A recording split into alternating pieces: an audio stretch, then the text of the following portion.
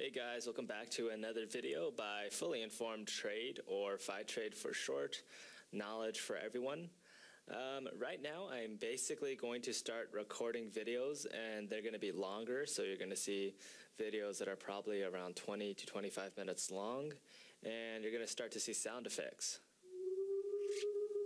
Anyway, let's go ahead and start with the first stock I want to talk about today, which is Advanced Micro Devices.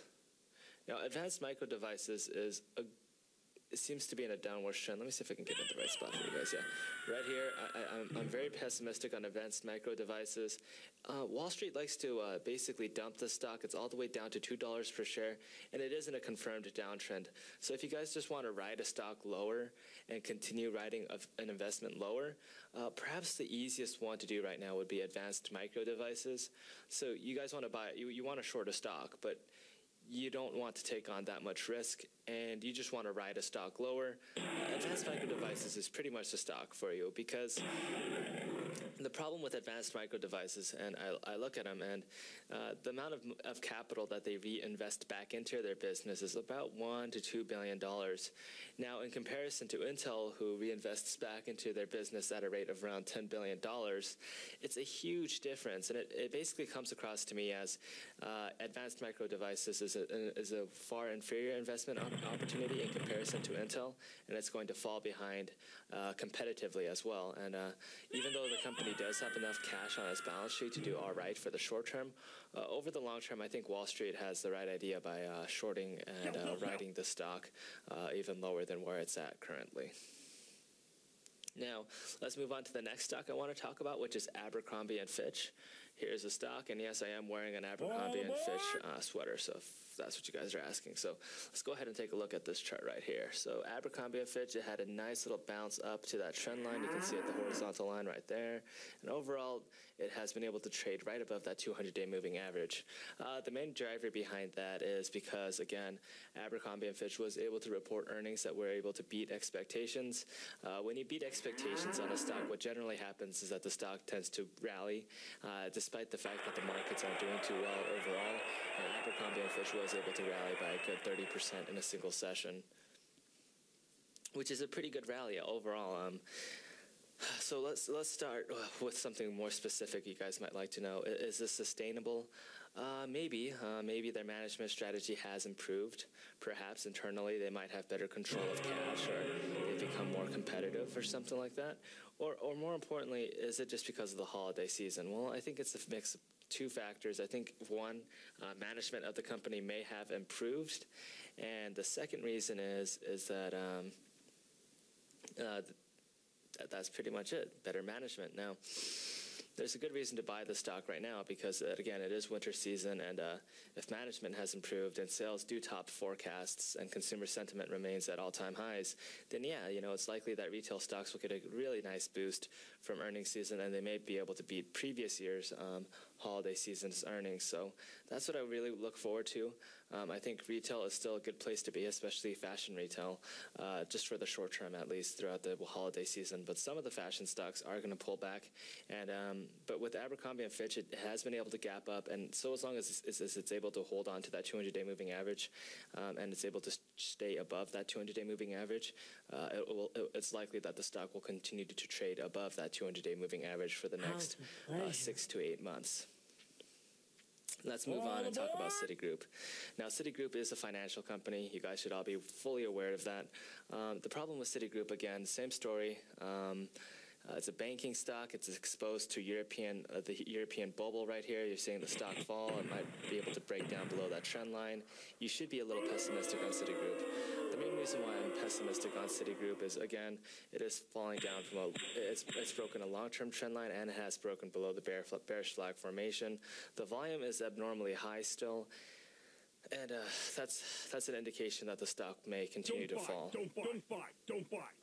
Same story with Credit Suisse Agricole. Again, another banking stock, but this stock is directly exposed to what's going on in Europe. Now, I'll just go ahead and put it up vertically so you guys can see it all. Right here, Credit Suisse Agricole. Again, another stock that I'm a bit of a pessimist on. Now, if you guys look closely, the stock is falling below right there. I think it's going to break below that trend line again. That's just my outlook on Credit Suisse Agricole. And the main reason is because this one's really easy. Europe is falling into a double dip recession. This double dip recession will cause the markets to continue to sell. If the sell-off continues, it's likely that Credit Suisse, particularly European banking stocks, will continue to be sold for as long as we continue to hear negative economic data and issues about raising capital to shore up the government's rising budget deficits and stuff like that. So as long as the European scare story continues to be told, it's likely that European bank stocks will continue to be sold. All right, let's move on to another stock, Discover Financial Services. Again, this looks like an interesting short setup, but I do like the fundamentals of the business. They do very well as a credit card merchant services provider. They're in a very good business position overall compared to its competitors. Again, my problem with the Discover Financial Services is the chart setup. And it's likely that it's going to continue to fall from these levels. So I want you guys to be very careful with Discover Financial Services. I think it's going to continue to fall, and it's set itself up for a near-term short position. So over the short term, it's likely that you're going to see a lot of volatility and perhaps even stronger sell-off in the future. Now, Walt Disney. Okay, Walt Disney is an interesting stock. Again, this is the only stock that I think might have a potential buy setup, and it's around $44.20 right here. So I want you guys to look at $44.20 and be very, very cautious and cognizant of it. It's a very, very major support area. It's where the stock topped out in 2010, and that's going to be a very, very strong support area. So look very closely for $44.20 as a good support area. I want you guys to buy into $44.20. The main reason why I think this is going to be strong right there is, again, strong support. And, entertainment never dies. The thing is that nobody's going to run out of demand for entertainment. You can out-compete manufacturing, and Chinese people can outdo this and that, but entertaining is something that's going to always be there. There's always going to be demand for it, and the best companies and the best brands and the best people who are going to deliver on that will be able to consistently earn their money. So yeah, okay, moving on. The Euro-US dollar. So I think the Euro-US dollar is due for a pretty good decline. Now, let me go ahead and show this to you guys. Okay, so the Euro-US dollar is breaking down below that 200-day moving average, right? Now, because it's already closed below the 200-day moving average. Right now, it seems like it's in a wedge pattern, and it's not really a wedge. Well, yeah, somewhat of a wedge, but many one. The main point is it's going to break down from that bear flag formation. The Euro-US dollar will sell off. When the Euro-US dollar sells off, it's likely that the stock market will experience a rapid decline. The dollar will rally in response to a falling euro, and I think that the Euro-US dollar is due for a major pullback within the next 2 or 3 trading sessions. And once this falls loose, it's likely that the stock market will also break lower, along with commodities across the board. The Euro-US dollar was able to advance today. That's pretty good. The only problem I have with the Euro-US dollar being able to advance today is that it seems very temporary, and the stock market didn't react at all, but the commodities were able to get a small bounce off of it. But again, I don't think it's going to last very long. I think it's very temporary. Okay, so this is the more interesting story of the day. Facebook Incorporated right here. Now, Facebook somehow was able to stage a very, very strong rally, as you guys might be able to see right there. And basically, it went up by around 5 or 6%. It was a pretty good day for Facebook. Again, I think that Facebook is just going to end up trading in a range between $24 and $18. The results that they produce are very volatile, but a lot of people are anticipating their earnings to basically outdo what they've done previously. They're expecting upsets. And, I honestly think that people oversold Facebook. I think that it doesn't take much for Facebook to generate earnings within a short enough of a time frame to be able to justify the PE ratio that they're trading at. It wouldn't take much, basically. To imagine Facebook generating $20 billion in profit in a single year, it might take a while, but in reality, based on their compounding growth rate, it would probably take at most 10 years and at least at the very least 5 years. And if they were able to just generate $10 billion in net income, at a 10 times price to earnings or even 20 times price to earnings, they could easily fetch a market valuation of $200 billion somewhere down the line. So I think that Facebook is just, I think that people are or basically underestimating the potential of Facebook. At least that's what I think the market is doing. Now, moving on, gold. So gold is basically in this double top formation right here. And I am a pessimist on gold. And the main reason why I'm a pessimist on gold is basically because it is a double top formation. You have to be really careful with these stock setups. And the main reason why I'm going to be careful with gold right now is because I think that if the euro-US dollar were to rapidly decline in the next 3 or 4 trading sessions, it's likely that the dollar will have a rapid rally. And when the dollar rallies, it's also likely that the commodity gold will have a rapid decline. So that's just the way the markets work. That's the correlations that tend to happen, and it's really realistic now. Let's talk about another stock, Limited Brands. I'm not sure if you guys know about them, but they're the Bed Bath & Beyond, and they also own Victoria's Secret. So this is another retail company. I generally thought that clothing retail was going to do fine throughout this December season because it is holiday season. A lot of people are shopping. It wouldn't be hard for these retailers to post earnings that might be able to beat expectations. The only problem, though, is that European sales will most likely slow, even though U.S. sales might continue to improve. Another thing I want to mention, though, is that Limited Brands has broken the 200-day moving average right here. So again, you guys got to see this 200-day moving average is broken. A break below the 200-day moving average plus a cross below the trend line. You have falling volume. That indicates that this stock is in for a much longer-term downtrend. So that's why I think Limited Brands should be sold. Don't buy. Don't buy. Now, the big play I want you guys to focus on today is the Pulte Homes. Now, this is a company that manufactures and builds homes. Now, the United States is pretty segregated from the rest of the world economy, but if banking stocks are being sold off, it's also likely that the home builders would be sold off as well. Home builders and bankers go hand in hand. One guy lends the money, one guy builds the house, but basically banks and builders basically are in the same tugboat. Now, with Pulte Homes, this is, you know, if you were to imagine this as a football play and you have 5 wide receivers to pass it to, and there's only one route that you're really supposed to focus on, and the other 4 are the options, well, this is the that I really want you guys to focus on, which is the Pulte Homes sell. Now, this is really obvious. The stock is in the early stages of a major sell-off, and you guys could definitely ride the downtrend of the stock. I'm sorry, I'm trying to get it right in front of your faces right here.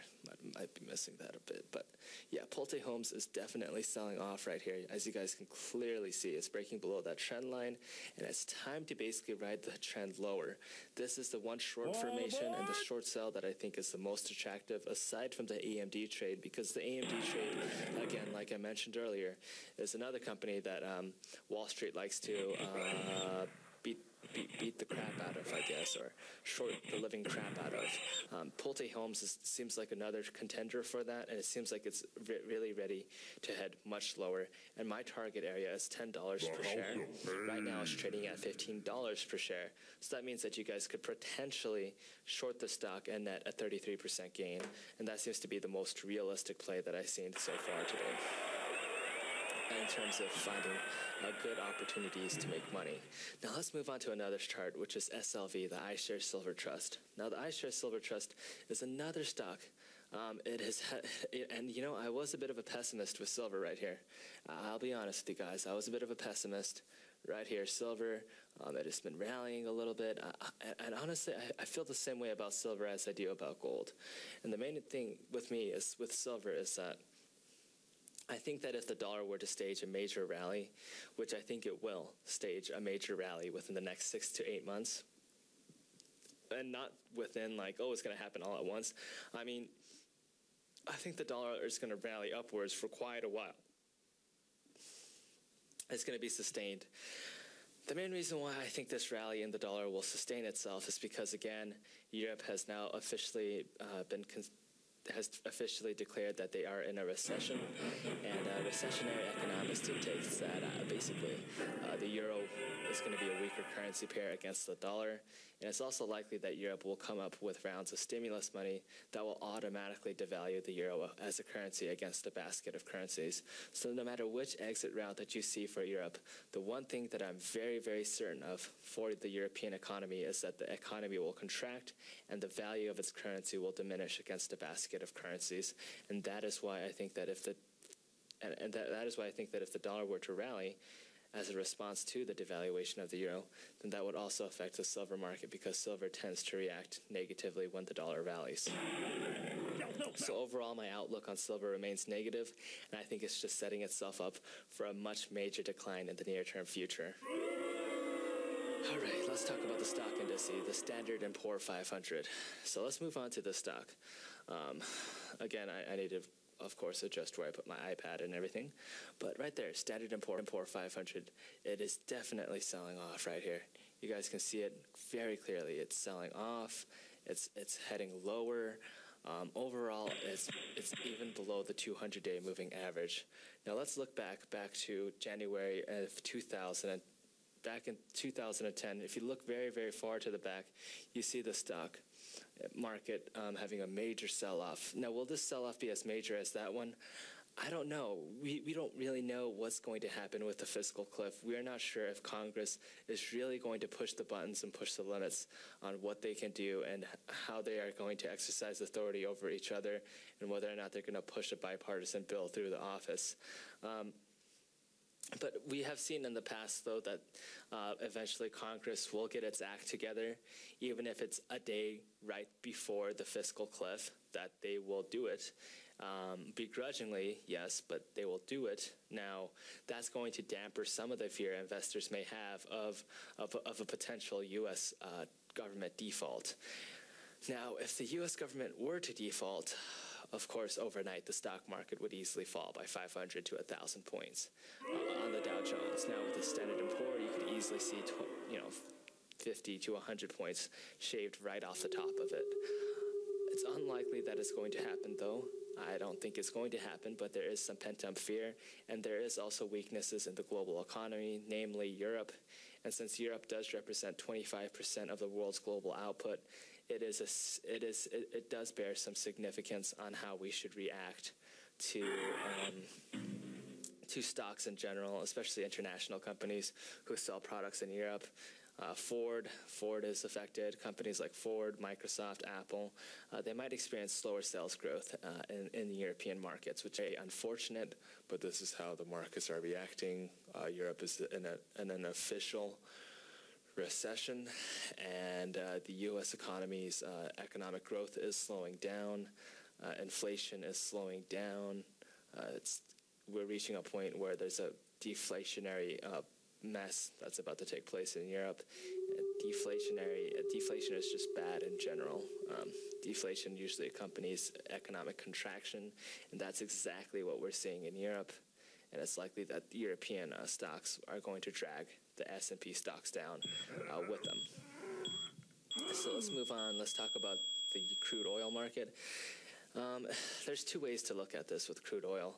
For all of you guys who own crude oil companies like ExxonMobil and Chevron, well, you guys get the short end of the stick, because in this global market climate where the dollar is appreciating, it's likely that crude oil will devalue. Now, when crude oil devalues, what happens? Well, crude oil, like upstream producers of crude oil get hit really hard, and consumers get to buy cheaper gas at the pump. Now, I don't know about you guys, but I bought crude oil, or not crude oil, but I bought gasoline for $3.30 at the pump just yesterday. Now, that's a really good price. So that's something to cheer about from a consumer standpoint. Now, from a trader standpoint, it's also something to cheer about, because yes, you can short crude oil companies. It's an optional play. It's not the main ones I'm thinking about. I'm thinking shorting Pulte Homes, shorting AMD, bonds, buying bonds, those are your main plays. Those are the mainstays. But this is something optional to think about. If you're trading futures, you could potentially short some crude oil contracts and stuff and make some money that way, or you can buy some put options on the USO.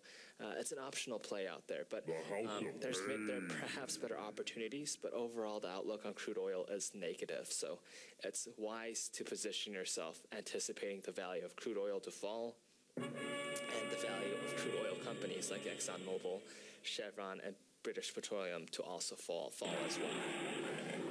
Okay, so we move on to the final ETF that I'm going to talk about, which is the dollar index. Now, we're going to be talking a little bit about macro and microeconomics. So here we go. Oh, but before I do, I should show you guys the crude oil chart. So here's the USO. It is breaking down a little bit. I think it's forming into a bear flag formation. I think that eventually it's going to break down below that bear flag formation and head substantially lower. So that's just my outlook on crude oil. And let's move on to the USO. Now, the USO, not the USO, but the dollar index is in a confirmed uptrend. It's likely that this confirmed uptrend will continue to head substantially higher. But right now, it is having a pause day. The main reason why it's pausing a little bit is because it is very close to that 200-day moving average right there. So I want you guys to be very careful. I think that's going to pull back a little bit. But overall, the momentum is there. The dollar index will continue to rally. All aboard! This, again, in summary, why do I think this? Basically, Europe is a huge problem. When Europe is in a recession right now, the currency will devalue against a basket of currencies, and they will opt for inflationary monetary policies, and the markets will react to those inflationary monetary policies. I do anticipate the European Central Bank to eventually resort to a 0.10%. 0.10%, so 1/10 of 1% interest rate for their prime interest rate lending. That's a little lower than the Federal Reserve of the United States that does a 0.25 or 25 basis point interest rate on their prime rate. So it's about as low as what Japan does, which basically means there is no interest rate. You're not lending money for any interest. In fact, bankers are losing money on interest because the interest rate is perhaps lower than inflation in the event the economy were to ever inflate. But right now, bankers are making a profit on interest, even if it's 0.25 or 0.5 or 1.5%, because the interest rate is higher than inflation, because now it's deflation. So if you're deflating by -2%, but you're earning 1.5% in interest, you're actually earning 3.5% because you have to factor in that deflation plus the interest rate you make on top of that. So those are some key things that bankers look for. What is their economic profit? And it's much more attractive than what people actually think it is. A 1.5% interest rate on German notes. People think, well, why would anyone actually low interest rates? And it's because they're not making only the profit on the interest, but they're also beating the deflationary rate at the same time. And that's why bonds are going to be a key mainstay. I think that if you have a large asset allocation, the best place to be right now is in either the U.S. Treasury bond market, the Singaporean Treasury market, or the Japanese Treasury bonds. Now, people might be thinking, well, why not German Treasury bonds? The issue is that German is tied to Europe, and if things get bad enough in Europe, there's also a possibility that Germany's credit rating could also be questioned and could also be cut. Now, if that rating gets cut, I doubt interest rates would be really affected by much, but there could be some short-term yield issues that you could experience. Just like a sudden spike in the yield would devalue your bond, the value of your bond. So that's just some things to think about. I think that Treasury bonds, if you have a large asset allocation and you own a lot of assets, Treasury bonds are a really, really good place to be. And when it comes down to European stocks, the best stocks to short, of course, are the European banking stocks like Credit Suisse. Now, this is one of those priority plays that I think are really good. Credit Suisse, Pulte Home Short, and Advanced Micro Devices. Advanced Micro Devices because it's generally uncompetitive, and in a bear market, the stock falls at a rate 3 times to 4 times what the S&P falls at because it has a high beta. Credit Suisse, exposure to Europe, very easy to short, easy to make money on. And finally, the last one, I believe, Yes, Pulte homes. Pulte homes, we could experience a slowdown in home purchases, and they're going to follow the trend that banking stocks do. If bank stocks fall, home builders fall, and home builders fall at a much faster rate than bank stocks do. So those are the three priority plays I'm looking for right now.